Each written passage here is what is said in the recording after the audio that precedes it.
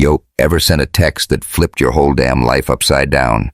It's your old pal, John Doe, 58, kicking it in Hudson, New York, sipping bourbon and spinning yarns for my fierce ladies out there. Picture me on my porch, creaky chair and all, talking shit with you gals like we're sharing a bottle of red after a long-ass day. Tonight's tale's got heart, grit, and a black-bottom queen who don't quit, Faith Williams, taking on a smug millionaire in a world that tried to break her. It's juicy, messy, and full of that fire you love. So, grab your wine, hit that subscribe button, ring the bell, and drop a comment. Tell me, what's the wildest choice you ever made for love? Let's get this shit rolling. The Blackwood Foundation's charity gala was Detroit's gilded slap in the face. A glitzy parade of old money and fake tears sprawled across their Birmingham mansion. Crystal chandeliers threw prisms across marble floors. Rolexes flashed under pulsing neon, and whispers of real estate deals and political handshakes slithered like cigar smoke. Then, like a Molotov cocktail to their polished world, a Gulfstream G650 roared overhead, its engines shredding the jazz-soaked night. The jet sliced through the sky, silver and vicious, its curves catching Detroit's neon glow like it was daring the crowd to blink. It slammed onto the rooftop helipad, shaking the building, scattering cocktail napkins and orchids in a bold-ass fuck you to their pristine vibes.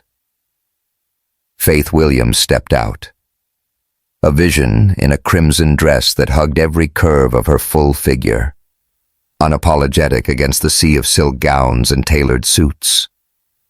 Her limp, a scar from a car crash at 10 that stole her cousin Nia's life, didn't slow her stride as her heels snapped on the tarmac.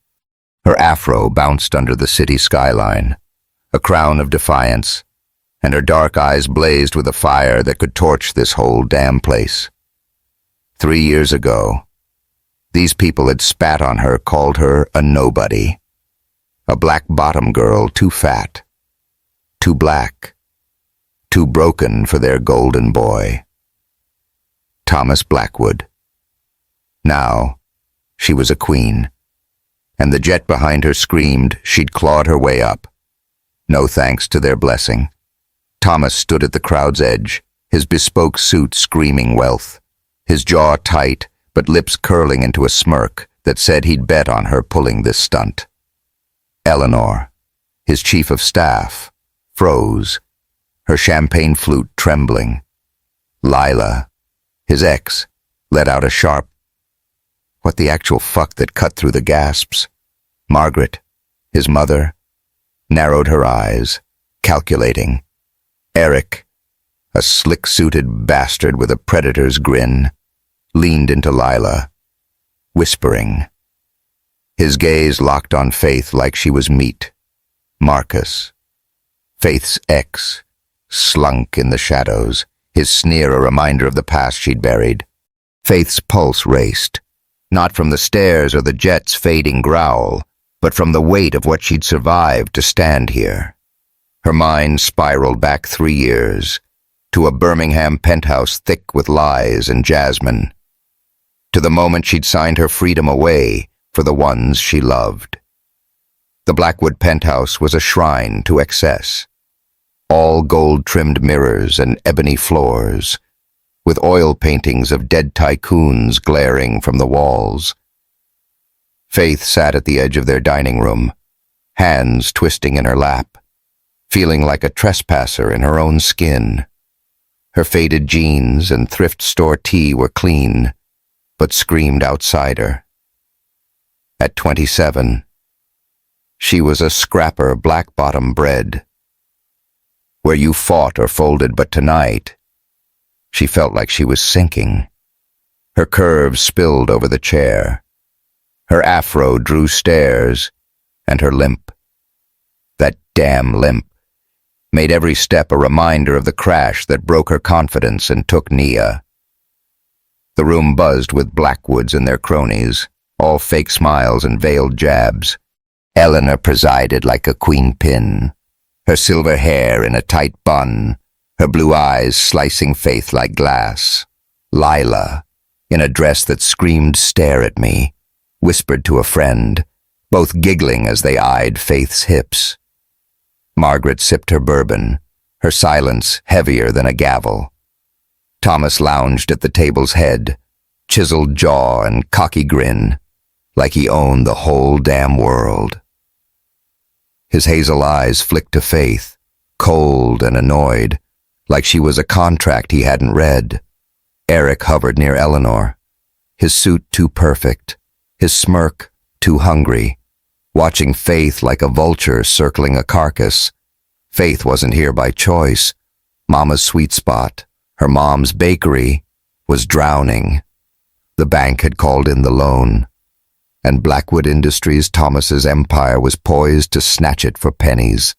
Faith had fought like hell to save it, the place where she'd learned to bake cornbread, where neighbors swapped stories over gumbo and sweet potato pie. Her mom, Mama Lena, was fading, her heart failing, hospital bills piling up like a cruel joke. The Blackwoods knew it, and they were tightening the noose. Eleanor cleared her throat, her voice sweet as poison. "Faith, we've discussed your predicament." She paused, letting the word hang like a blade. "Mama's sweet spot is quaint, but it's done. Thomas's offer to buy it is more than generous." Faith's gut twisted. "Generous? You're trying to rob us blind." Lila snorted, tossing her hair. "Rob, sweetie, we're sparing you that grease trap. It's one bad Yelp review from the grave. Say that again." Faith snapped, her black bottom edge a razor. "That grease trap fed my block when y'all wouldn't even drive through." Eleanor raised a hand, silencing the room. "Let's not get dramatic. We have a solution that benefits everyone." Her eyes slid to Thomas, who shifted, looking like he'd rather be anywhere else. "Thomas needs a clean image after that unfortunate media scandal. You need funds for your mother's condition. We propose a marriage." Faith's chest tightened, her breath catching. "You've got to be shitting me." "Language," Eleanor said, her smile tight as wire. "It's a contract, purely business. Marry Thomas. We cover your mother's medical bills and clear the shop's debt. You play the dutiful wife for 3 years, then walk away with a modest payout." Thomas leaned back, arms crossed, his voice a lazy drawl. "Don't get your hopes up, sweetheart. I'm not thrilled either." Faith's eyes burned, but she refused to break. "You think I'd sell my soul for a bakery?" "It's not just the bakery," Margaret said, her voice low and final. "Your mother's treatments cost more than you'll ever scrape together. Without us, she's got 6 months, tops." The words hit like a brick. Faith saw Mama Lena in that hospital bed, frail but humming Marvin Gaye, still believing in her. Losing Mama's sweet spot would crush her spirit. Losing her would crush Faith. But marrying Thomas, this smug bastard who probably spent more on his cufflinks than her mom's heart meds. "Why me?" Faith asked, her voice barely a whisper. Eleanor's lips curled, cold and calculated. "You're desperate, dear, and we need a diverse face to prove we're inclusive. You check the box for now." Eric leaned in, his voice smooth as oil. Real authentic, that limp. Black-bottom trash with a sob story, perfect PR. Faith's fists clenched. "Fuck you, Eric." "Enough," Margaret barked, slamming her glass down. "Sign the contract. Faith, or walk away with nothing." The room spun, Faith looked at Thomas, searching for a shred of humanity. He shrugged. Eyes ice. Your call. Charity case. Her throat tightened, but she forced the words out. Gimme the damn pen. The dining room turned into a war zone as Eleanor slid the contract across the ebony table, her manicured nails glinting under the chandelier's golden glow. The paper was thick, official, a chain inked in legalese. Faith's hands shook as she grabbed the pen, its weight like a boulder. The room was silent, save for the faint clink of ice in Margaret's glass, and the soft wail of a trumpet drifting from a black-bottom jazz club below. The air was heavy with jasmine and power, choking her. Thomas signed first, leaning close, his cologne cedar and amber hitting her like a storm. His sleeve grazed her arm, and his fingers brushed hers as he passed the pen. The touch was a jolt that burned, unwanted, sending heat through her. His skin was warm, his nails flawless, and for a split second, his hazel eyes locked on hers, sharp with something hunger, maybe, or just arrogance. Her pulse raced, a rhythm she prayed he couldn't hear, and her cheeks flushed as she snatched the pen, cursing her body for betraying her. Move it along, he drawled, leaning back with that infuriating smirk. I've got a city to run. Faith's grip tightened, knuckles pale. The chandelier's light danced on the table, casting shadows that made the contract look like a trap. She thought of Mama Lena, her voice singing What's Going On in the Kitchen, teaching Faith to roll dough. This wasn't about pride, it was about survival. She scratched her name, the pen's scrape like a blade carving her future, binding her to a man who saw her as nothing. Eleanor clapped, all fake delight, splendid. Welcome to the family. Faith. Lila smirked. Yeah, welcome to the cheap seats. Faith didn't look up, shoving the pen back at Thomas, their fingers brushing again. The heat lingered, a fire she hated feeling. Don't get used to this, she muttered. Just for him. He raised an eyebrow, voice a velvet knife. Wouldn't dream of it. Share. The next week was a nightmare. Faith moved into the Blackwood penthouse, a prisoner in a palace of silk and steel. Her room was bigger than her black-bottom apartment, all velvet drapes and ebony, but it felt like a cell. Eleanor dropped rules like a warden: no ghetto clothes, no loud music, no disrupting our aesthetic. Faith bit her tongue, but every jab from Lila about her curves, her hair, her limp cut deeper than she'd admit. Ever try keto? Lila said one morning over breakfast, eyeing Faith's figure. Might help with that. Faith stabbed her grits, forcing a grin. Ever try shutting the hell up? Might help with your whole vibe. Eleanor sighed, sipping her chicory coffee. Faith, we're helping you assimilate. That afro, for instance, it's so wild. Faith touched her hair, her one defiance. It's not wild. It's mine. Thomas, slouched in his chair, scrolling his phone, muttered, Let her be. Eleanor, she's not your damn project. Faith's eyes snapped to him, startled. Was he defending her, or just bored? He didn't look up, his face a mask, and it pissed her off. He was barely around always at boardrooms or jazz clubs, living his millionaire life. When he was home, he treated her like air. His charity case nickname, a blade he twisted without blinking. She hated how his presence set her nerves alight, how his swagger made her want things she shouldn't. Nights were brutal. Faith lay in her too-big bed, the penthouse's silence crushing her. She played Aretha Franklin on her phone, volume low to dodge Eleanor's wrath, and thought of Mama's sweet spot, of Mama Lena's smile. The hospital bills were paid, the shop safe. But at what cost?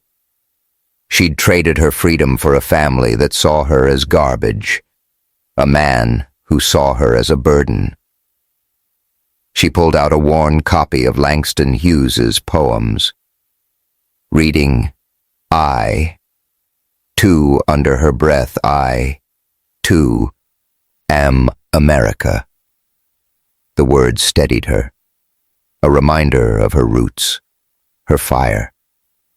One night, restless, she slipped into Thomas's office, a dark cave of leather and shadows that smelled of whiskey and cedar. She wasn't snooping, just needed something to quiet her mind. On a shelf, tucked behind a stack of contracts, she found a small canvas, an abstract painting of a woman with brown eyes and an afro, vibrant against a swirl of blues and reds. A scrawl in the corner read, "For Amara." 2010. Her breath caught. Thomas, the smug asshole, painted this for a girl who looked black. Was there a heart under his arrogance? A story he buried? She didn't want to care, didn't want to see him as anything but her captor. But the painting stuck with her, a crack in her walls, a question she couldn't shake. Back at the gala, Faith stood on the rooftop. The jet's engines a low hum behind her, the Detroit skyline glittering like a dare. The Blackwoods whispered, their shock morphing into scheming. Eric stepped forward, his grin sharp as a blade. Bold play. Faith, he said, voice dripping oil. But you're in over your head. Thomas fucked me over on a hotel deal, millions I should have had. You think he's your savior, he'll ditch you like he ditched me. Faith's heart skipped, but she held her ground.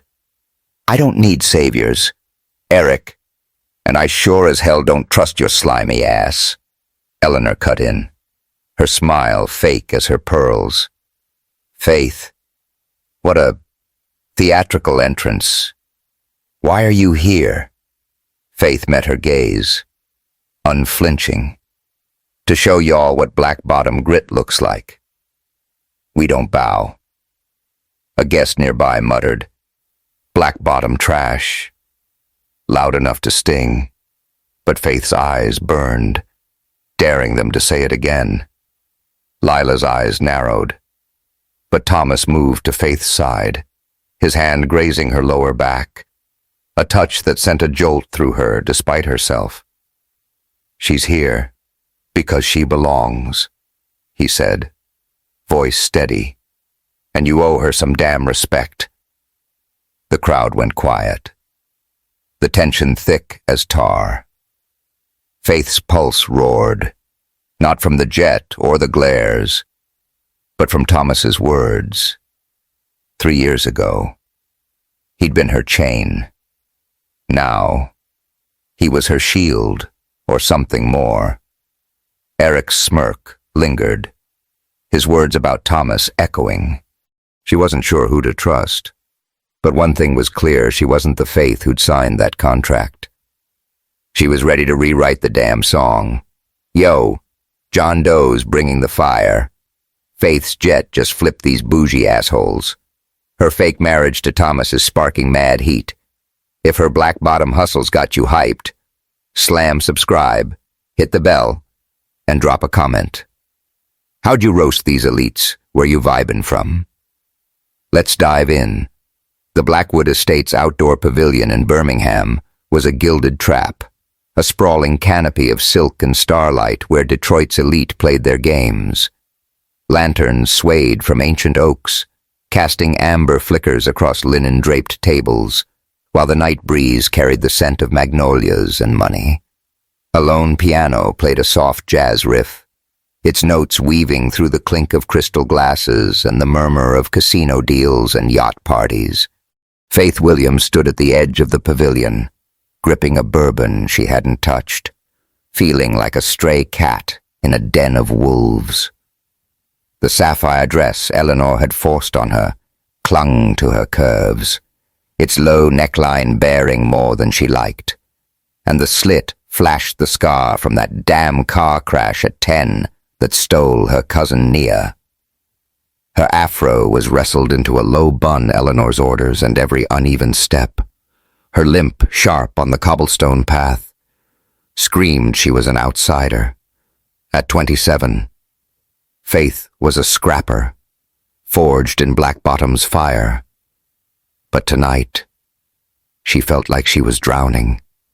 The crowd was a parade of wealth suits sharp as blades, gowns glinting like the Detroit River at midnight, laughter cutting like ice.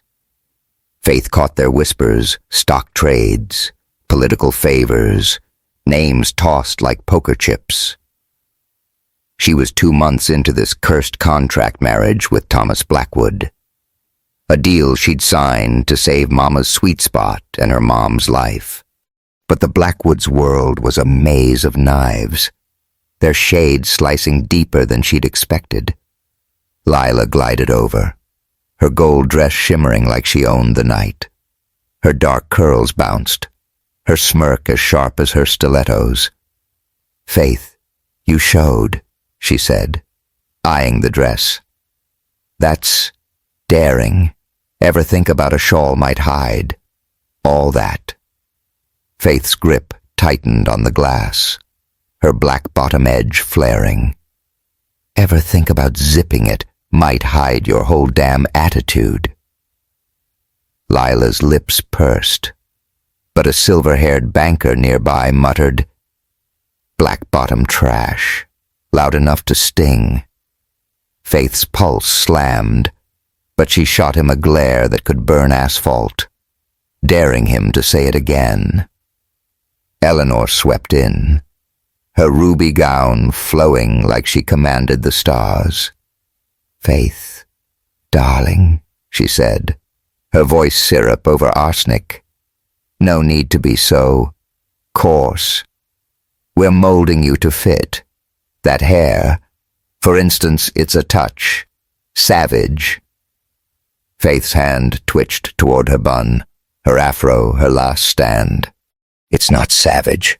It is mine." Eleanor's smile was a noose.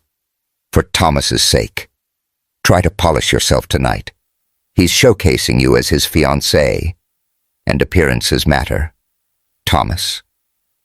The name sent a spark through her, a tangle of rage and something she refused to name. She'd barely seen him since signing that contract, glimpses of his tailored suits and cocky grin as he breezed through penthouses or jazz clubs. His charity case jabs cut deeper than Lila's venom, yet his defense at the jet landing, his hand on her back, lingered like a fever. She hated how his hazel eyes made her skin flush, how his Detroit drawl stirred a heat she didn't want. "Where's Thomas?" At Faith asked, keeping her tone even. "Working the crowd," Eleanor said, flicking a wrist. "He'll find you. Don't shame him." The night dragged on, a blur of forced smiles and tinkling glasses. Faith stuck to the shadows, dodging small talk, her limp more noticeable against the crowd's graceful strut. Then she spotted Lila again, this time with Eric, the slick bastard from the jet landing. His suit screamed cash, his grin too sharp, like a hyena circling prey. "Faith, nice to see you." Lila purred, her voice dripping honey. Eric's an old foe of Thomas's. They've got bad blood. Eric's eyes raked over Faith, her curves, her limp, her bun, his smile cold as frost. Well, shit. You're the black-bottom chick who snagged Blackwood, he said, tone mocking. He screwed me on a hotel deal millions I should have banked. You think he's your hero? He's just polishing his image with you. Faith's jaw clenched, Eric's words sowing doubt. But she fired back. I don't need heroes, Eric, and I sure as hell don't trust your greasy ass.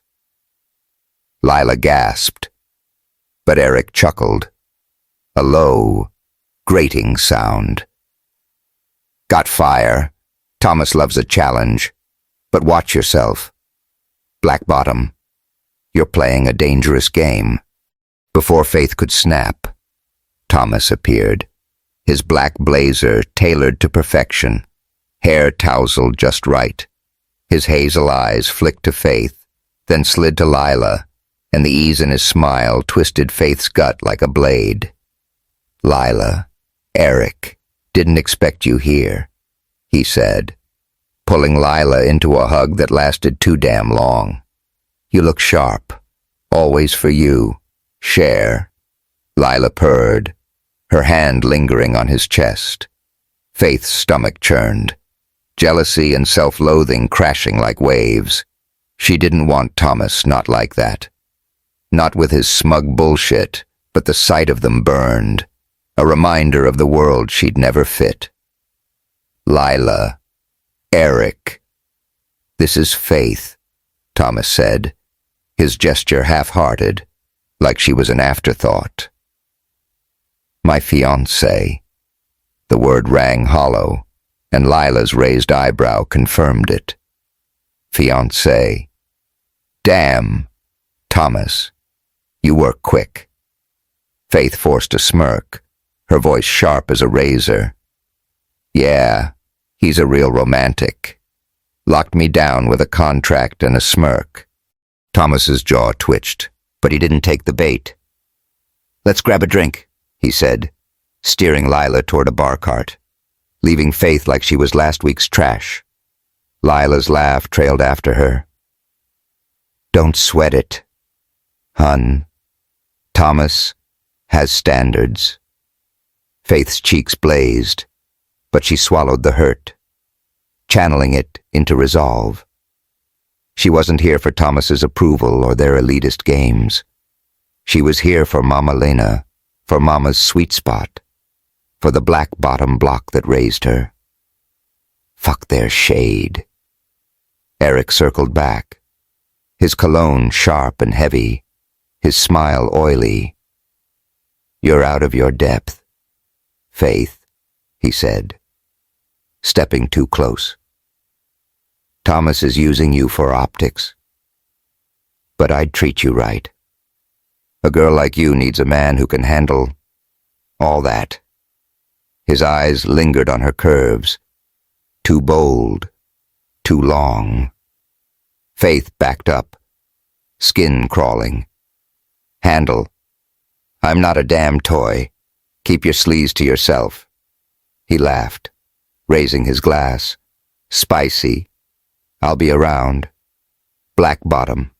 She turned, heart slamming, and nearly bumped into a man watching from the sidelines. Dark-skinned, mid-30s, with a journalist's keen eyes and a grin that sliced through the bullshit. Eric's a vulture, he said, voice warm but edged. I'm Malik, Thomas's boy. Don't let that snake slither under your skin. Faith blinked, caught off guard. Thanks. He's a piece of work. Malik nodded, sipping his bourbon. He's a user. Tanked my free press gig with a smear campaign after I dug into his shady deals. Contracts like yours locked in, playing a part hit home. If you need someone real to talk to, I'm here. The offer was solid, but Faith wasn't ready to trust. Appreciate it. But I'm not staying long enough to need allies. Malik's smile was sharp. We'll see, sis. Faith needed air. The pavilion was stifling, all fake laughs and overpowering perfume. She slipped onto a garden path. The Detroit skyline a dazzling maze beyond the trees, the night breeze cool against her flushed skin.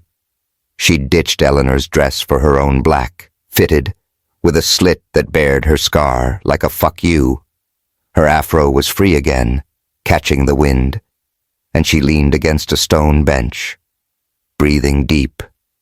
This wasn't her world. She belonged in Black Bottom, slinging pies at Mama's sweet spot, not playing fiancé to a man who didn't care. Footsteps crunched on the gravel, and she turned to see Thomas, his blazer off, a whiskey glass in hand. The lantern light carved shadows across his jaw, making him look too damn good, too dangerous. Hiding already, he said, his Detroit drawl low and teasing. Party's just heating up. Not hiding, she shot back.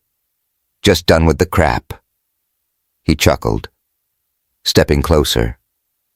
The skyline's hum blending with the faint wail of a piano from the pavilion. Fair. Eric's a jackass. You okay? Her pulse flared, thrown by his concern. I've been dodging jackasses since I was 12. I'm good. Bet you have, he said, leaning against a tree, close enough she could smell his cologne cedar and heat, like a summer storm. His shoulder brushed hers, a spark that ignited her, and she cursed her body for reacting. The piano was slow, sultry, and the lantern light lit his eyes, hazel and piercing, like he could see through her armor. You don't have to play their game, he said, his voice softer, almost real. You're bigger than this bullshit. She turned, meeting his gaze, and for once, there was no smirk, just a flicker of something raw. You don't know me. Thomas, don't pretend you care. He stepped closer, his breath warm against her cheek, his voice a whisper that coiled like smoke. What if I'm starting to share? His fingers grazed her elbow, a touch that burned, and her pulse raced, loud enough to drown the music. The skyline glittered, his eyes locked on hers, and the air was thick, electric, like a fuse about to blow. She should have pulled away, should have cussed him out, but her lips parted, her body leaning in, the heat between them, a live wire. Then Eric's voice cut through, smug and cold. Well, ain't this cozy? Faith jerked back, cheeks blazing, as Thomas straightened, jaw tight. Get lost, Eric, he growled. Eric laughed, strolling off, but the moment was gone. Faith pushed past Thomas, her voice shaky but sharp. Don't toy with me. Thomas, I'm not your damn pawn. She stormed back to the pavilion, his touch a ghost on her elbow, a fire she couldn't shake. Back in Black Bottom. Faith threw herself into Mama's sweet spot, the smell of cornbread and molasses a lifeline. The bakery was hopping, her Instagram posts, her grind drawing crowds for Mama Lena's recipes. Tasha, the 20-year-old server with a hacker's brain, helped edit a reel, her braids swinging as she grinned. This is straight up fire. Faith, you're killing it. Faith laughed, the sound freer than it had been in weeks. Thanks, Tasha. You're the real MVP. Mama Lena shuffled in, her heart weak, but her spirit fierce. Humming Diana Ross. Baby girl. You're shining, she said, pulling Faith into a hug. Don't let those Birmingham vipers dim your light. I sang with the Supremes once took grit to stand tall. You got that? Faith's throat caught. Lena's words a bomb. I'm trying. Mama. It's heavy. Lena's eyes softened.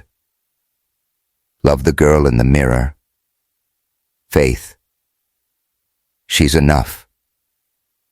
That night, Faith sat in her cramped apartment, the penthouse a world away. She pulled out her Langston Hughes book, reading dreams under her breath. Hold fast to dreams, for if dreams die, life is a broken-winged bird that cannot fly. The words grounded her, a reminder of her roots. Her phone pinged with a text from Malik Yo.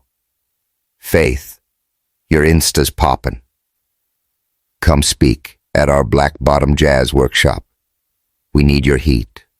Her chest lifted, a spark of hope. Black Bottom, a chance to escape this gilded prison, to find herself again. She typed a quick, hell yeah. Resolve hardening. She was done being the Blackwoods puppet. Later, restless, she wandered Black Bottom and heard a saxophone, soulful and raw, spilling from a dive bar. She peeked in and saw Thomas, his fingers dancing over the keys, face unguarded, lost in a melody that screamed pain.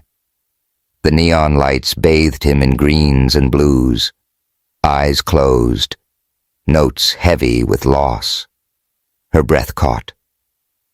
This was the Thomas who'd painted Amara, who hid a heart behind his swagger. Was there more to him than the penthouse and the lies Eric's warning? He's using you echoed. But she slipped away before he saw her, mind spinning. She didn't want to care, but damn it, she did. Black Bottom was Detroit's beating heart, a raw pulse of soul that hit Faith like a shot of bourbon hot, bold and real. The streets thrummed with life, neon signs buzzed over jazz joints. Food carts pumped out the aroma of fried catfish and cornbread, and the wail of a trumpet spilled from open windows, Marvin Gaye's voice weaving through the thick summer air. Faith hopped off the bus, her worn sneakers scuffing the cracked pavement, her afro bouncing free after weeks of Eleanor's refined bullshit. Her limp, the stubborn scar from that car crash at 10 that stole her cousin Nia, felt lighter under the Black Bottom sun. For the first time since signing that cursed marriage contract with Thomas Blackwood, she could breathe. No Birmingham glitz, no Lila's venom, no Thomas's hazel eyes fucking with her head. Just her.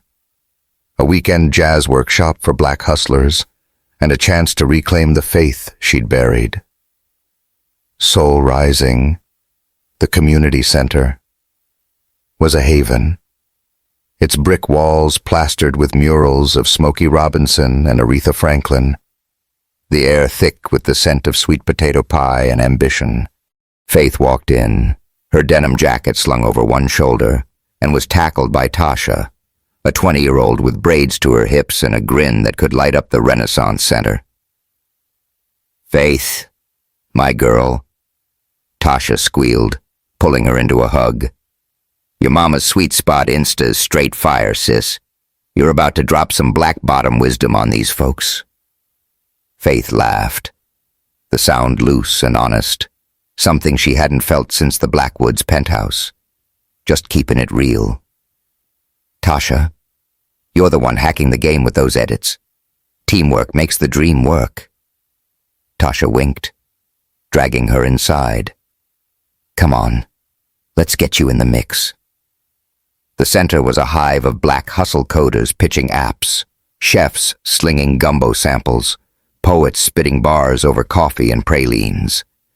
Faith felt like she'd come home. Black Bottom's grit kissing her roots. She spent the morning sharing her Instagram playbook, how she'd turned Mama's sweet spot from a debt-ridden hole into a neighborhood gem. The crowd snapped and hollered, their energy fueling hers. And for a few hours, she wasn't Thomas Blackwood's fake fiancé. She was Faith, the woman who didn't break. But Thomas wouldn't stay out of her head. That painting she'd found in his office, the abstract of Amara with her afro and brown eyes, kept nagging at her. Then there was the way he'd played saxophone in that dive bar, those raw notes spilling like a secret. Was he more than the smug bastard who called her charity case Eric's words at the gala? He's using you for headlines, and his threat about a lost hotel deal echoed, planting doubts. She hated that she cared. Hated how his touch on that terrace had set her skin ablaze. "Yo, you good?" Tasha nudged her during a break, passing a cup of iced tea. "You look like you're lost in some heavy-ass thoughts."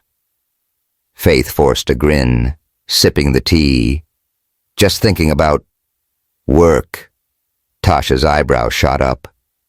"Work? Huh? Or that fine-ass Thomas Blackwood spill the tea, sis?" Faith snorted. "Ain't no tea. Just a contract and a whole lot of nonsense." Tasha cackled. But before she could dig deeper, the room went quiet.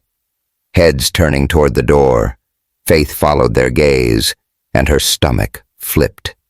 Thomas Blackwood stood there, all lean muscle in a tailored blazer and jeans, his hazel eyes cutting through the crowd to lock on her. He looked like he'd walked out of a Motown legend, and the way he zeroed in on her made her chest tighten in ways it had no damn right to. What the hell was he doing in Black Bottom? Thomas sauntered over, ignoring the whispers, his smirk infuriatingly intact. "Didn't peg you for the Black Bottom scene." "Faith," he said, his Detroit drawl low and teasing. "Thought you'd be baking pies in your little shop." Faith crossed her arms, her red tank top shifting against her curves. "And I thought you'd be sipping whiskey with Lila, not crashing my hustle." His lips twitched, but he didn't bite. "I'm here for business." Tasha's pitch for Soul Rising got my attention. Figured I'd check it out.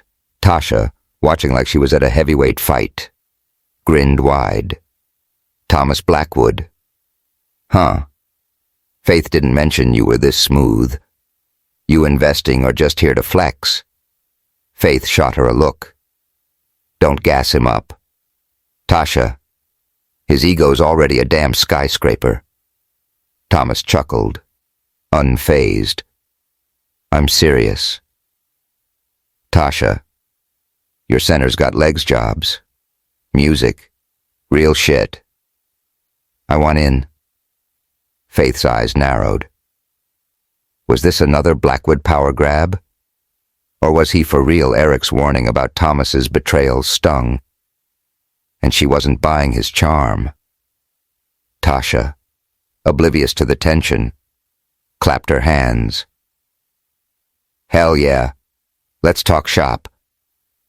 "Faith, you're on this, right?" Faith hesitated, her gut screaming to keep Thomas at arm's length. But Soul Rising was the kind of dream she lived for, and Tasha's hustle was contagious. "Fine," she said, voice clipped. "But don't think you're running this. Blackwood. Wouldn't dream of it." "Share," he said, his eyes glinting with something she couldn't read, amusement. Maybe. Or something hotter. The next few hours were a whirlwind. Faith, Thomas, and Tasha holed up in a corner of Soul Rising, laptops open, coffee cups stacking up. Soul Rising was a vision to make Black Bottom a hub for Black creators' recording studios, coding boot camps, food markets tied to Mama's sweet spot. Faith threw out ideas, youth poetry slams, jazz residencies, pop-up pie stands. Tasha sketched funding plans, her braids swinging as she typed.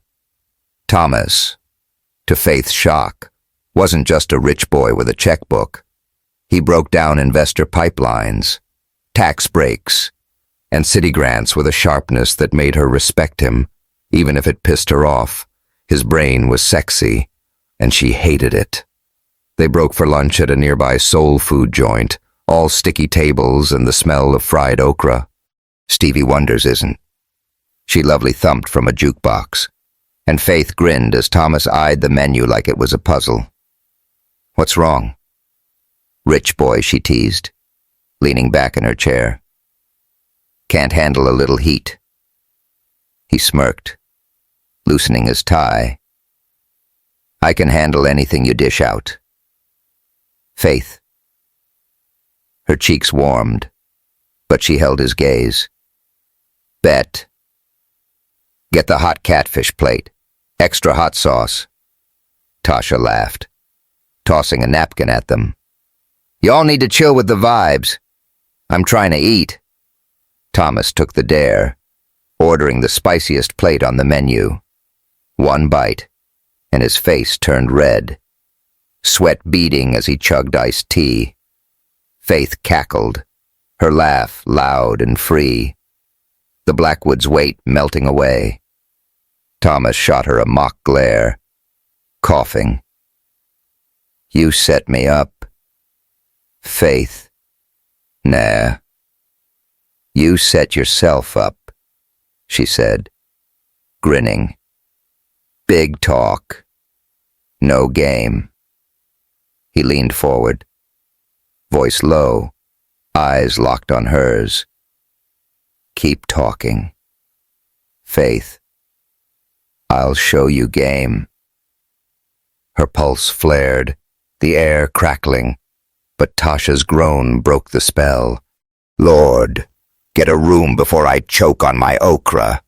By evening, the sky turned mean, black clouds rolling in like a threat. The workshop shut down early as thunder growled, and Faith and Thomas got stuck at Soul Rising, Tasha bailing to meet her poetry crew. They ended up in a small office, the fluorescent lights flickering, rain hammering the windows like it wanted to bust through. The air smelled of wet pavement and tension, the storm outside mirroring the one brewing between them. Faith perched on a desk, her red tank top riding up, legs swinging. Thomas leaned against a wall, blazer off, sleeves rolled up, forearms flexing in a way that made her throat dry. The silence was heavy, broken only by the rain's relentless drum and the faint pulse of a trumpet from a nearby bar. "So," she said, cutting through it. "You gonna tell me why you're really here? 'Cause I ain't buying this investor crap." He looked at her, hazel eyes steady, no smirk in sight. "Maybe I wanted to see you in your element." "Faith, you're fucking unstoppable out here," she snorted, crossing her arms. "Don't sweet-talk me. Blackwood, I'm not your type too fat, too loud, too black for your Birmingham world." He stepped closer, voice rough. "You don't know my world, Faith, or what I want." The lights flickered, plunging the room into shadow, and a thunderclap shook the walls. Faith's breath caught as Thomas closed the gap, his hand brushing her knee, a fire that flared through her. Lightning flashed, painting his face in stark whites and blues, his eyes hungry, raw, like he was seeing her for the first time. The rain roared, a wild rhythm, and his fingers trailed up her thigh, slow, deliberate, bunching the fabric of her jeans. "Tell me to stop," he said, voice thick, his other hand finding her hip, pulling her closer. She felt the heat of him, the hard lines of his body against her softness, his shirt damp from the storm. She should have shoved him, cussed him out for thinking he could play her. But her body betrayed her, leaning into him, lips parting as his face came closer. The storm drowned her doubts, and then his mouth crashed into hers, hot and desperate, like he'd been starving for her. She kissed him back, fierce, hands gripping his shirt, wet cotton clinging to his chest. His tongue teased hers, a low groan rumbling in his throat, and her nails dug into his shoulders, anchoring her in the chaos. Rain pounded the windows, matching her pulse, and his hands tightened on her hips, pressing her curves against him, a fit that felt too damn right. Lightning flashed again, and she saw the fire in his eyes, mirrored by the heat pooling in her core. His lips trailed to her jaw, her neck, leaving a path of sparks, and she gasped, her body arching into his. The world was this, his breath, her heartbeat, the storm tearing everything else apart. A radio in the corner played Ella Fitzgerald's My Funny Valentine, its slow bass weaving through the thunder, grounding the chaos. But Eric's voice echoed, "He's using you," and Lila's face, her hand on Thomas's arm, slammed into her. The contract, his charity case jabs, the lies. She shoved him back, chest heaving, lips swollen. "This ain't love," she said, voice cracking. "You don't want me, Thomas. You want the chase." His eyes darkened, jaw tight. "Faith, that's not save it." She cut him off, sliding off the desk, her limp sharp in her haste. "I'm not your damn thrill." She grabbed her bag and bolted into the rain, cold soaking her instantly. But she didn't care. Her heart was a wreck, torn between want and fear, and she couldn't trust him or herself. Back at her Black Bottom apartment, Faith stood under the shower, hot water failing to wash away the feel of Thomas's lips, the way his hands had claimed her. She wrapped herself in a towel, afro dripping, and checked her phone. A text from Tasha Storms Wild. "You good workshop was straight fire." "Back tomorrow," Faith typed a quick bet. "I'm in." Then noticed a voicemail from Mama Lena baby girl. "You're shining at that workshop. Keep your head up, and don't let those Blackwoods dim your light. Love you." Her voice was a lifeline. But then her phone pinged with a text from Tasha Yo. "That creep Eric posted some shady shit on X about you. Said, Black Bottom gold digger, and linked a video of Thomas kissing Lila at some old gala. Bad vibes, watch your back." Faith's stomach dropped, the kiss turning sour. She checked X, and there it was, a grainy clip of Thomas and Lila, her hand on his chest, captioned, "Blackwood's real queen. Faith is just PR." Her hands shook, the storm still raging outside. Was Lila behind this? Or was Eric pulling strings? His gala threat, "Watch your back." Black Bottom felt like a promise now. The kiss, Thomas's hungry eyes, the video, Tasha's warning, it all swirled like a hurricane, and Faith didn't know who to trust. But Black Bottom had reignited her fire, her roots. Tomorrow, she'd dive back into soul rising, fight for her people, and unravel this threat. Thomas could keep his saxophone and his games. She was done being played. She pulled out her Langston Hughes book, reading Mother to Son under her breath. "Life for me ain't been no crystal stair." The words steeled her. A vow to keep climbing. The conference room at Soul Rising was a black-bottom battleground, buzzing with the raw energy of dreamers fighting for their shot. Faith stood at the front, her navy blazer sharp against her curves, her afro a proud crown under the harsh fluorescence. Her limp didn't slow her as she paced, her voice cutting through the chatter like a jazz riff. Soul Rising was launching today, a Detroit-born vision to lift black creators with studios, tech labs, and markets tied to Mama's sweet spot. The room crackled with investors, bloggers, and community leaders, their eyes glued to Tasha's tablet, 40,000 beta users, 90% from underserved blocks. Grants up 35%. Faith gripped the mic, her black-bottom edge a blade. Soul Rising ain't just a center, she said, her voice steady. It's a fuck you to every system that said we can't win. This is our turf, and we're taking it all. The crowd erupted, fists pumping, phones flashing to capture the moment. Faith's pulse raced, pride swelling, but her eyes flicked to the back, where Thomas Blackwood leaned against a wall, his tailored suit screaming wealth, his hazel eyes locked on her like she was the only one in the room. He'd shown up uninvited, claiming he was all in on Soul Rising, but Faith wasn't sold.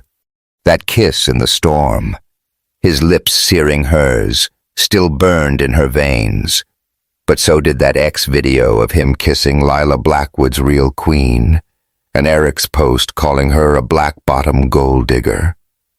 Was he here for her, or just playing white knight? As the event wrapped, investors swarmed Faith and Tasha, tossing buzzwords like game changer and impact. Faith was mid-pitch when Eleanor swept in, her emerald gown glinting like she owned the damn city. Faith, darling, Eleanor said, her smile a venomous blade. What a scrappy little project, but dragging Thomas into this, that's bold. Faith's jaw clenched, but she kept her cool. It's not bold. Eleanor, it's right. Maybe step out of your Birmingham bubble and you'd see it. Eleanor's eyes flashed, but Thomas stepped in, his hand grazing Faith's elbow, a touch that sent a shiver through her despite her walls. Eleanor, enough, he said, his Detroit drawl firm. Faith's outshining half this city. Show some damn respect. The air sparked, Eleanor's smile tightening like a trap. Thomas, we need to talk about your priorities. Blackwood Industries isn't a playground for your whims. Faith pulled away, her chest tightening. Thomas defending her was new, but it didn't erase the doubts the video. Eric's threat, that storm-soaked kiss. She caught a glimpse of Lila across the room, all sleek silver gown and perfect waves, laughing with Eric, his predatory grin fixed on Faith. The sight was a knife, a reminder of the world she could never touch. Trouble hit like a freight train. Faith was back at Mama's sweet spot, the smell of cornbread and molasses grounding her. When Tasha called, her voice tight. Faith, we're in deep shit. Eric's flooding X with more lies posts calling Soul Rising a scam, saying our grants are fake, investors are bailing, and now there's chatter about you being a gold digger milking Thomas. It's a mess. Faith's stomach dropped, her spatula frozen over the pie crust. Who's pushing this, Eric? No doubt, Tasha said. He's got the cash and the grudge. Word is, he's buying up our rivals to bury us. Faith's blood ran cold. Eric. The sleaze who'd threatened her at the gala. wasn't just a creep. He was a wrecking ball. His ex-post, Black Bottom Gold Digger, and that video of Thomas and Lila felt like a coordinated hit. "We're not folding," she told Tasha. "Get our crew on damage control. I'm handling Eric." She hung up, hands shaking, and stormed to the Blackwood penthouse, sneakers pounding the marble floors. If Thomas was serious about soul rising, he needed to step up or get the hell out of her way. She found him in his office, a sleek den of glass and dark wood. His shirt unbuttoned just enough to show a slice of chest that made her throat dry. He looked up, surprise flickering in his hazel eyes. "Faith. What's up?" "Eric's torching soul rising," she said, pacing, voice sharp. "Fake posts. Lies about our grants. He's buying our rivals to crush us. You know him. What's his play?" Thomas's jaw tightened, but his eyes slid away, a hesitation that cut her like a razor. "He's a shark," he said, standing. "Always has been. But he's tied to a major deal with Blackwood Industries. Millions on the line. Faith, if I push him, it could tank everything." Her heart sank, the hurt raw and jagged. "So that's it. You're choosing your daddy's cash over me, over what we're building." He stepped closer, voice rough. "It's not that simple. Damn it, I'm juggling my family, the board, you. You don't get the pressure I'm under." She laughed, bitter, stepping into his space. "Pressure. Try watching your mom fade because you can't afford her meds. Try signing your life away to people who think you're garbage. I thought you were different, Thomas, but you're just another Birmingham suit." His eyes flared, and he grabbed her shoulders, not hard, but enough to stop her. "I'm not them, Faith. I came to Black Bottom for you, backed your dream for what she cut him off. Voice breaking, to play savior, to keep me in check. I saw that video. Thomas, you and Lila, all cozy. Eric's calling me a gold digger, and you're standing here worried about your millions. That ain't love." He froze, guilt flickering across his face. "Lila's nothing. That video's old, from years ago bullshit," she said, yanking free, eyes burning. "I'm done being your side piece." She stormed out, her heart a shattered mess. That kiss in the storm had felt like truth, but now it was just another lie. Another Blackwood trap. She needed to get out, to find her fire again. The jazz club was a refuge, all exposed brick and soft lights, with Aretha Franklin's respect curling from the speakers like a warm hug. Faith slipped in, her denim jacket loose over a black tee, her afro catching the neon glow. Malik was at a corner booth, his journalist's eyes sharp, a whiskey neat in hand. He looked less like a Birmingham ally and more like a man who'd fought his own battles. "You showed," Malik said, sliding a bourbon across the table.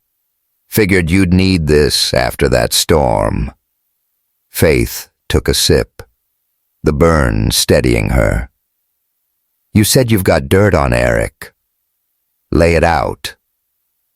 Malik leaned in, voice low, edged.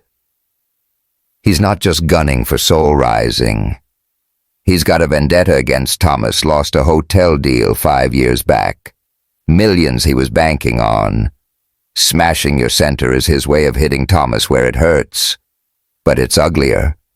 He crushed a black woman's startup, Naya Carter. Same way lies, stolen tech, drove her out. She didn't make it." Faith's throat tightened. The bourbon souring. Didn't make it. Malik's eyes darkened. Overdose. Ruled a suicide. But Eric broke her. He's a monster. Faith. And you're next on his list. The words landed like a brick. Faith thought of Mama Lena, frail but fighting, of Mama's sweet spot, of every black woman who'd clawed her way up, only to get crushed. Eric wasn't just a threat, he was a killer. And Thomas. He was letting it slide, too tangled in his family's web to fight. How do I stop him? Faith asked, voice steady despite the rage. Malik slid a USB drive across the table. Bank records, emails, proof of his dirty deals. Leak it smart, scare him into backing off. And Thomas, push him. If he's got a spine, he'll show it. Faith pocketed the drive, her resolve hardening like steel. This wasn't just for Soul Rising. It was for Nia Carter, for Mama Lena, for herself. She thanked Malik and left. The Detroit skyline a glittering gauntlet. She'd go back to Black Bottom. Face Eric. And make Thomas choose her or his empire. Faith was pacing her Black Bottom apartment, the USB drive heavy in her pocket. When a knock rattled the door, she opened it to find Thomas, his hair mussed from the night's heat, black shirt clinging to his frame in a way that made her breath catch. The hallway's dim light shadowed his face, his hazel eyes searching hers, raw and urgent. "We need to talk," he said, voice rough, like he'd run across the city to get here. She blocked the doorway, arms crossed. "You said it's complicated." "Thomas, what's left to say?" He stepped closer, the air between them electric, his cologne cedar and smoke mixing with the faint hum of a jazz club down the street. "I fucked up. Faith, I didn't mean to push you away. Eric's a problem. But I'm not bailing on you or Soul Rising." Her pulse flared, but she held firm. "You're bailing if you don't fight him. He's killing our dream, coming for me, and you're worried about your family's millions. That ain't love. Thomas." He reached for her, hand grazing her cheek, and she froze, caught in the heat of his touch. The room's soft light made his eyes darker, hungrier, and his voice dropped to a murmur. "You're my weakness. Faith, I can't stop thinking about you. That kiss, the way you burn." Her breath hitched, the storm's memory flooding back his lips, his hands, the fire. His fingers slid to her neck, thumb brushing her pulse, and she felt the pull, a tide dragging her under. A radio played Aretha Franklin's "Ain't No Way," low and sultry, and the air was thick with need. His lips were inches from hers, breath warm, and she almost gave in, almost let his touch erase the pain. The faint scent of coffee from her kitchen mingled with his cologne, grounding her in the moment. But Eric's video, Lila's hand on Thomas's chest, and his hesitation stopped her cold. She pushed him back, hands trembling. "Words are cheap," she said, voice firm. "You want me? Fight for me, for us. Until then, we're done." His face fell, but he nodded. "Jaw tight. I'll make it right. Faith, I swear." He left, the door clicking shut, and Faith sank onto the couch, her heart a war zone. She loved him, damn it. She did, but love wasn't enough if he couldn't stand tall. Rummaging through her bag, She found a folded notebook tucked in her Langston Hughes book, in Thomas's handwriting. She unfolded it. Breath-catching faith. I'm a coward, but I love you. I'm scared I'll ruin you like I ruined Amara. I can't lose you, but I don't know how to keep you. Her eyes burned, tears pricking. Was this real? Or another Blackwood game? The notebook was a chink in her armor. A question she couldn't answer yet, but Eric's threat, the video, and Soul Rising's fight loomed larger. Faith gripped the USB drive, fire reigniting. She'd face the storm, with or without Thomas Blackwood. The Paradise Valley stage was a blaze of light and sound, spotlights cutting through the Detroit dusk, the air thick with the scent of fried chicken and the wail of a saxophone riffing through a swelling crowd. Faith stood at the heart of it, her black jeans and soul-rising hoodie a bold contrast to the glitz of Blackwood galas. Her afro caught the neon glow, her limp steady as she gripped the mic, her voice booming with black-bottom fire. "This ain't just a show," she said, eyes sweeping the sea of faces. Barbers, poets, kids with dreams, tourists snapping pics. This is us taking back our story. Soul Rising's got 50,000 users, folks saving for homes, hustlers building empires, saying, "We're here, and we ain't backing down." The crowd roared, fists raised, phones flashing to capture the moment. Faith's pulse raced, pride mixing with dread. Eric's lies were strangling soul-rising fake ex-posts, scam accusations, investors ghosting. His latest threat, an ex-post captioned "Lena's next," had her on edge. Her mom's frail heart flashing in her mind. She'd poured her soul into this fight, but Thomas Blackwood's hesitation in her apartment, choosing his family's millions over her, cut deeper than any threat. That notebook, his raw, "I'm scared I'll ruin you," and Eric's video of Thomas kissing Lila haunted her. Was Thomas's love real, or was she another Amara? Doomed to break. Tasha slipped through the crowd, her braids swinging, face tight with worry. Faith signaled her over, keeping her voice low. "You good?" "Tasha, what's the vibe?" Tasha leaned in, hushed. "Eric's here." Faith spotted him near the sound booth, watching you like a damn predator. Faith's grip on the mic tightened, her gut twisting. Eric wasn't just scheming online, he was in her city, in Black Bottom's shadow, coming for her people. "Stay sharp," she told Tasha. "We're ending this tonight." The jazz performance was a different beast, staged in Paradise Valley, Detroit's historic black cultural hub, its streets once alive with Motown legends. Faith walked out, head high, her black dress hugging her curves, the slit flashing her scar like a battle flag.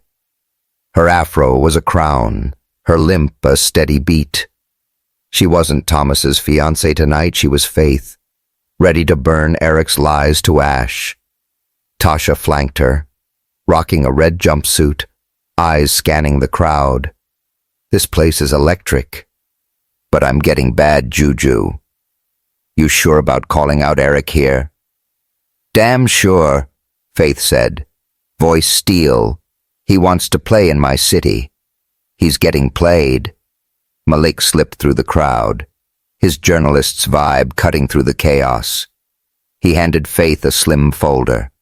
"Fresh dirt," he whispered. "Eric's offshore accounts, emails, proof he's been laundering through his firm. Drop it tonight. And he's toast." Faith pocketed it. Resolve ironclad. "Thanks. Malik, you're a real one." Break his ass, Malik said, his grin sharp, melting into the crowd. The event kicked off. Margaret Blackwood at the podium, her voice booming as she hyped bids for art and jazz scholarships nobody needed. Faith waited, nerves buzzing, until Eric took the stage, announcing a generous donation from his firm. The crowd clapped like he was a hero, but Faith saw the snake in his smirk, the same one that had leered at her at the gala, promising revenge for Thomas's betrayal. She stood, voice slicing through the applause like a switchblade. Yo, Eric, before you play saint, how about you explain why you're trashing Soul Rising with your fake-ass X-posts? The park froze, glasses clinking, gasps rippling. Eric's smile stiffened, eyes narrowing. Excuse me. You heard me, Faith said, stepping forward, limp steady, voice pure fire. You're spreading bullshit scam posts, fake grant claims. We've got 50,000 users proving you're a liar. Folks building futures, feeding their kids. And what about Nia Carter? You gutted her startup, stole her tech, and she didn't make it. That blood's on you. The crowd buzzed, phones out, recording. Eleanor's face was a mask of rage. Lila's jaw dropped, and Margaret gripped the podium, eyes flicking to Faith with a spark respect. Maybe. A white investor nearby muttered, "Ghetto princess," loud enough to sting. But Faith's eyes burned, daring him to say it again. Eric's face paled, but he forced a laugh. Faith, is it cute, project? But don't get hysterical. Nobody cares about your sob story or that limp of yours. You're punching above your weight. The jab hit, her scar searing under the dress. But Faith didn't flinch. Punching above. I'm knocking you out. How about those offshore accounts? Eric, or the tech you stole from Naya? I've got files, and the feds are going to eat 'em up. Before Eric could spit back, Thomas was on his feet, voice a thunderclap that shook the park. She's not alone. Eric, you fuck with Soul Rising. You fuck with me, and I'm done with your games. Faith's breath caught, her chest tightening. Thomas strode to her side, his presence a shield, his hand brushing hers, a jolt that burned through her. The crowd was alive, cameras flashing, but all she saw was him, jaw set, eyes blazing, no trace of the smug millionaire. Eleanor surged forward, voice shrill. Thomas, this is unacceptable. It's long overdue. He cut her off. Tone ice. Faith's worth more than this whole damn city. And I'm not letting you or Eric drag her down. Margaret's face was unreadable, but her eyes held something new, pride. Maybe. Lila leaned forward, eyes glinting with intrigue. Eric. Cornered. Sneered.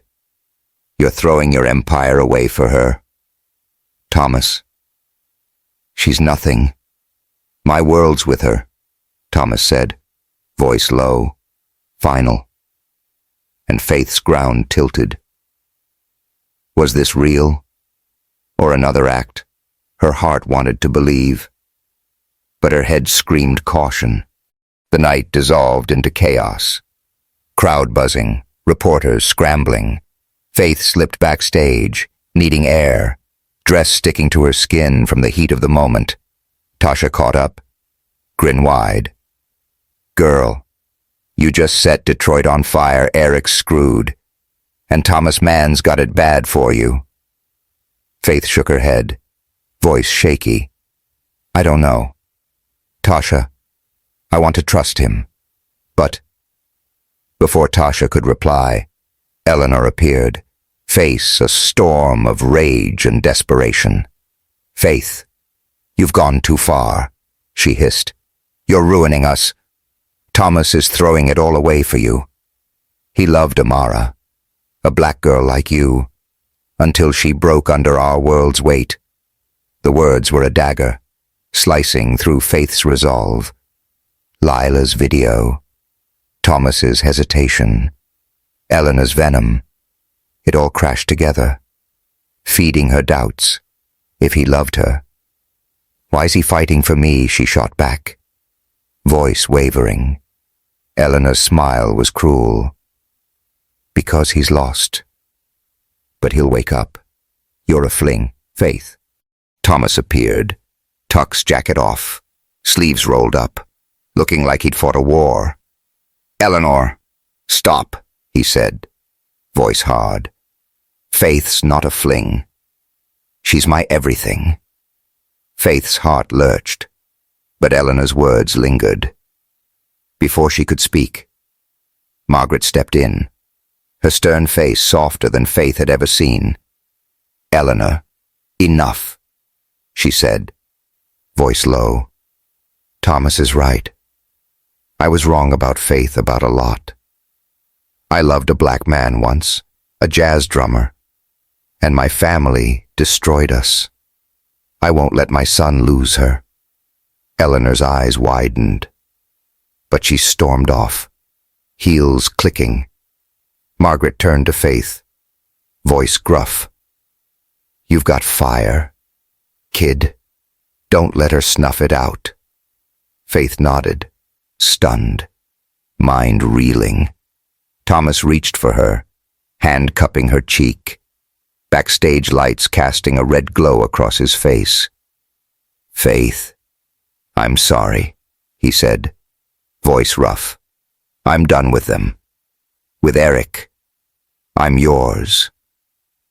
Her breath hitched, his touch igniting her, thumb brushing her lips, sending heat through her core. The faint jazz from the park curled around them, sultry and low, and his other hand found her waist, fingers pressing into her curves. She felt his pulse, fast under her touch, and her body leaned in, craving him despite the doubts. His lips grazed her jaw, a spark that made her gasp, and she gripped his shirt, the fabric taut, nails grazing his skin. "You're my rhythm," he whispered, breath hot against her ear, and she wanted to melt, to believe. But Eleanor's words, he loved Amara, and that notebook's fear stopped her. She pulled back, hands trembling. "I need more than words." "Thomas," she said, voice firm, "show me you're all in, or we're done." His face fell, but he nodded, eyes fierce. "I will. I'm not losing you." Faith left with Tasha, heart a battlefield. The next morning, she was at Mama's sweet spot, the smell of cornbread and molasses a lifeline, when her phone pinged. A news alert Blackwood Industries had cut ties with Eric's firm. Thomas's name front and center, his statement blunt. "We don't back liars." The move risked millions. Maybe his CEO seat. And Faith's chest tightened pride. Fear, hope tangled together. But Eleanor's revelation and her own doubts held her back. She'd bared her soul in that apartment fight. And Thomas's hesitation still stung. She needed him to choose her fully. No shadows of Lila or Amara. Her phone buzzed again, a text from Tasha Blackbottom's too hot right now. "Get here. Soul Rising needs you." Faith grabbed a napkin, hand shaky as she wrote Thomas, "I love you, but I gotta love myself first. If you're all in, find me in Black Bottom." If not, let me go. She left it with Tasha to deliver, then packed her bag, the scent of pie clinging to her. The fight wasn't over, but Black Bottom was her home, her strength, and she'd rebuild there, with or without Thomas Blackwood. Then Tasha burst in, face pale, holding a laptop. Faith, I hacked Eric's ex account. That Lila video.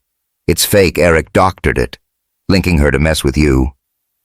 Faith's breath caught, mind reeling. Tasha's discovery was a bombshell, unraveling Lila's shadow. But the threat to Mama's sweet spot loomed larger. Eric was closing in, and Thomas's stand might not be enough to stop him. She pulled out her Langston Hughes book, reading The Negro Speaks of Rivers under her breath. My soul has grown deep like the rivers. The words were her anchor, a vow to rise.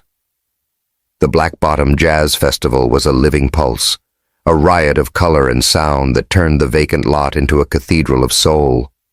Fairy lights wove through ancient oaks, casting a golden glow, the air thick with the scent of gumbo and the wail of a trumpet tearing through the night. Faith stood at the heart of it, her orange dress flowing over her curves, the slit flashing her scar like a badge of defiance.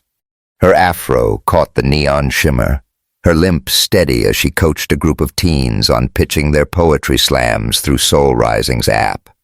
At 27, she was a force, her Black Bottom roots anchoring her against the storm of the past month. Eric's lies had nearly gutted Soul Rising fake X posts. Investor panic, but Faith, Tasha, and Malik had fought back, leaking his dirty deals to the feds. The SEC was circling him now, too busy dodging jail to strike again.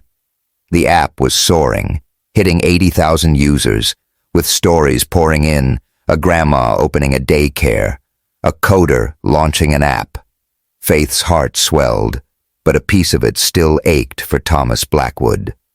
Her note to him, I love you, but I gotta love myself first, had been a dare, a demand for him to choose her fully or walk away. His silence since the Paradise Valley showdown, where he'd stood up to Eric and his family, was a wound she buried under her hustle. That notebook, his broken I'm scared I'll ruin you. And Tasha's bombshell proving Eric faked Lila's video kept circling her mind. Was Thomas's love real? Or was she just another Amara, doomed to break under the Blackwood world? She shook her head, focusing on the teens. She'd built Soul Rising without him, without the Blackwoods. She was enough. Tasha strutted over, gold earrings glinting, grin splitting her face. Faith, this place is straight up lit half of Black Bottom's out here. Building dreams. You're a damn queen. Faith smiled, warmth spreading through her. Couldn't do it without you. Tasha, you're the spark that keeps this fire blazing. Teamwork. Baby, Tasha said, bumping her shoulder.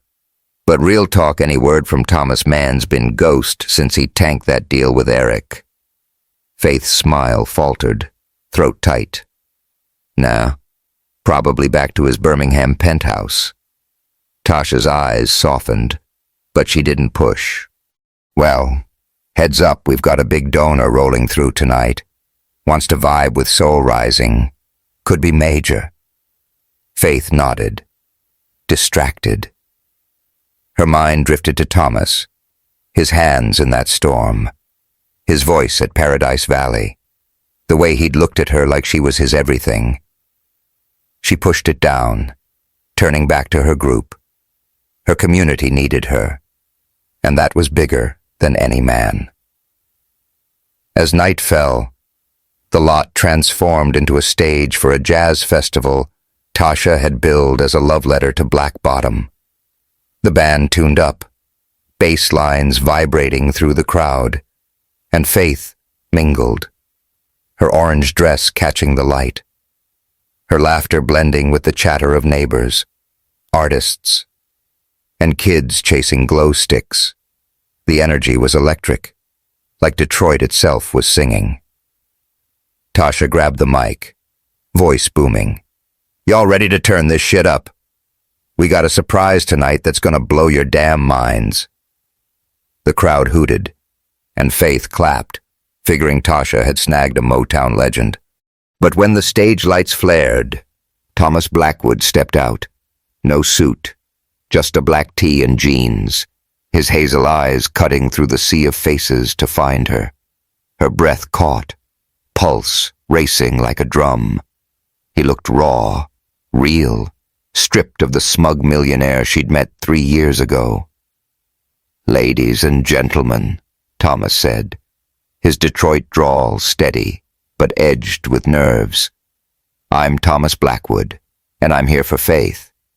The crowd went wild, cheers and whistles shaking the lot. Faith froze, hands clenching her dress. As Thomas went on, "This woman built soul rising, a future for people like me who didn't know what real strength was. She's the soul of Black Bottom, and I'm here to honor her." Tasha leaned in, whispering, "Told you it was big." "Sis," Faith shot her a look. "You set this up. Just watch." Tasha grinned, eyes sparkling. The band launched into a soulful cover of Billie Holiday's Lover Man, and Thomas's voice carried over the music. "This festival's for Faith, for all of you. And I'm not just here to talk, I'm staying. I walked away from Blackwood Industries, from my family's money, because it's nothing without her." Faith's eyes widened, throat burning. He'd done what the crowd roared. But all she saw was Thomas. Face open, vulnerable, no trace of the arrogance that had defined him. He stepped off the stage, moving through the crowd, eyes never leaving hers. The lights danced across his face, music a heartbeat, and her pulse raced like it was breaking free. He stopped in front of her, close enough she could smell his cologne cedar and warmth. "Like home. Faith," he said, voice low. "Just for her. I fucked up. I hesitated, and I hurt you. But I'm all in now, no board, no empire, just us. I love you, and I'm not letting you go." Her breath hitched, tears welling as the crowd faded to a hum.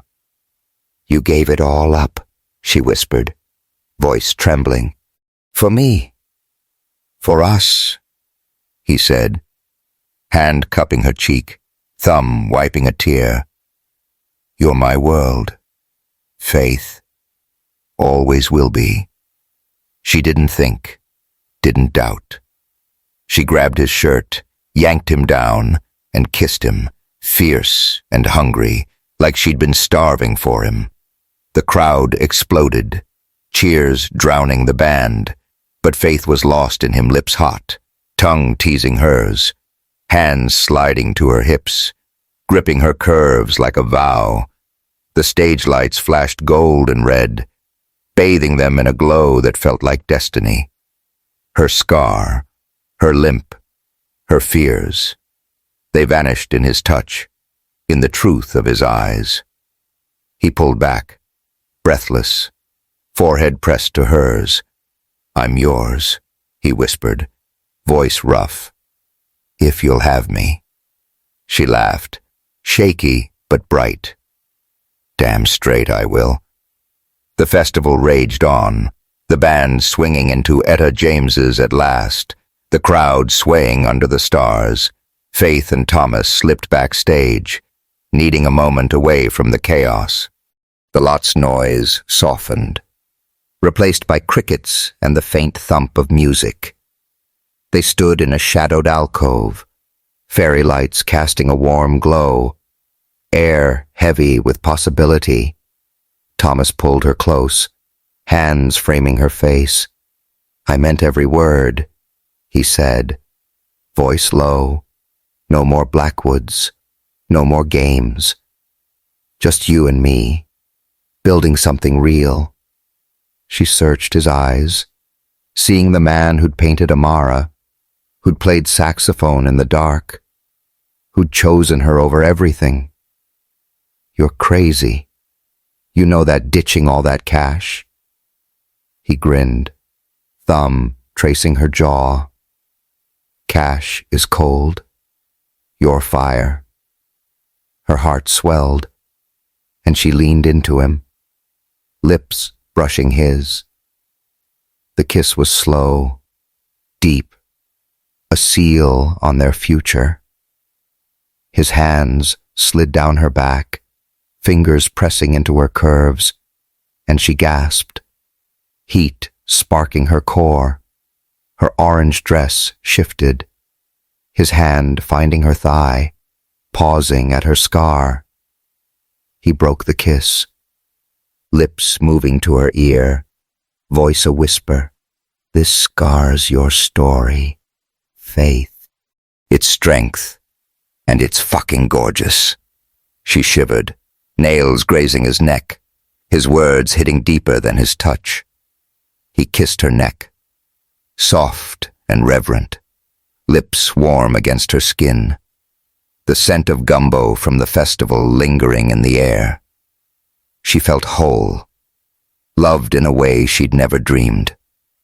The lights flickered, music a distant pulse, and she pulled him up, kissing him like it was forever, knowing it was just the start. They rejoined the crowd, hand in hand, the festival alive with dance and laughter. Mama Lena was there, a miracle in a sequined gown, her heart stronger now, singing a duet with Tasha that brought the house down.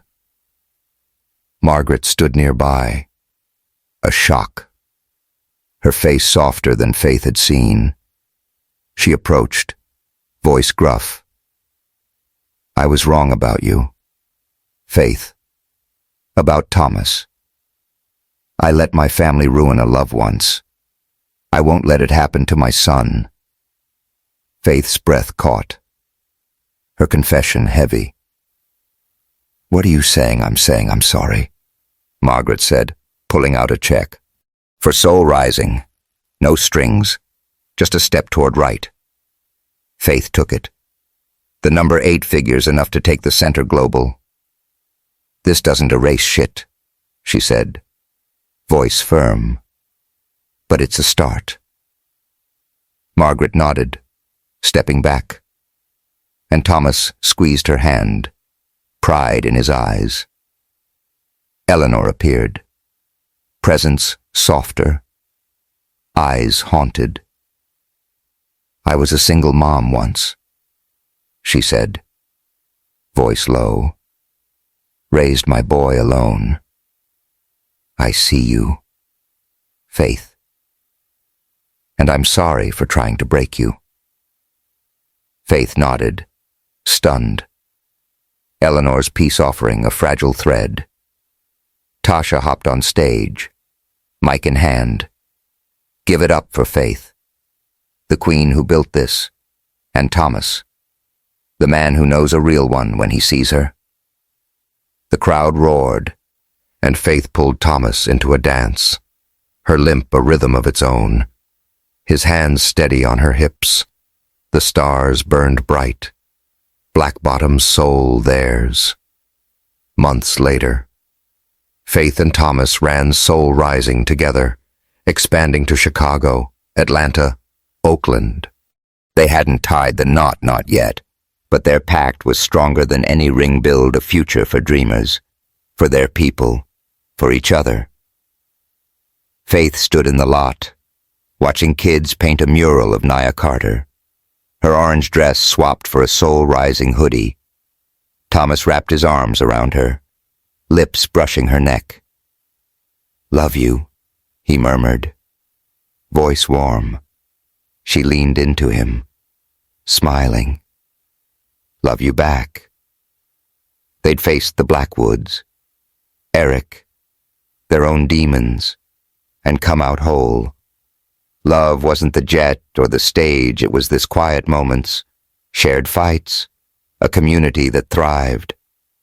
Faith thought of Mama Lena, healthy now, of Nia Carter, whose legacy drove her, of Black Bottom's heartbeat.